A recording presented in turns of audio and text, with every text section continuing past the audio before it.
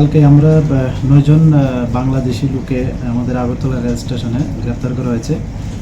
এদের নাম হলো নীলুফা বেগম একজন, জান্নাত আক্তার, মিরাজ খান, আকাশ হাওয়ালদার, লিটন হাওয়ালদার, সালমা বেগম, রিপন প্রমাণিক আর ইব্রাহিম আকুন্দা, আরেকজন হলো সম্রাট আলী। তারা 9 জনের ডেস্টিনেশন তো আলাদা আলাদা, কেউ হয়তো বেঙ্গালুর, কেউ গুজরাট, কেউ দিল্লি এরকম বলেছিল যাওয়ার জন্য, এবং তারা অবৈধভাবে ভারতে প্রবেশ করে এবং রেলে করে যেতে চেয়েছিল। তো বেসিক্যালি তাদের কাছ থেকে তাদের যে স্মার্ট মোবাইল ফোন আর ইন্ডিয়ান কারেন্সি, বাংলাদেশি কারেন্সিও পাওয়া গেছে এবং কিছু বাংলাদেশি ডকুমেন্টও পাওয়া গেছে, তাদের কাছ থেকে সিজ করা হয়েছে। তাদেরকে কেউ কি সহযোগিতা করছে সেই খবর কি আপনারা পেয়েছেন? এটা তাদের ইন্টারোগেশন চলছে, নিশ্চয়ই কেউ না কেউ এটার সঙ্গে যুক্ত আছে, এবং আমরা অবশ্যই যারা এগুলোর সঙ্গে যুক্ত আছে আমরা তাদেরকে ফাইন্ড আউট করে আইনের আওতায় আনবো অবশ্যই। তাদেরকে আজকে আদালতে পাঠানো হবে? হ্যাঁ, আজকে মাওলানা আদালতে প্রেরণ করা হবে। কতদিনের রিমান্ড চাওয়া হবে?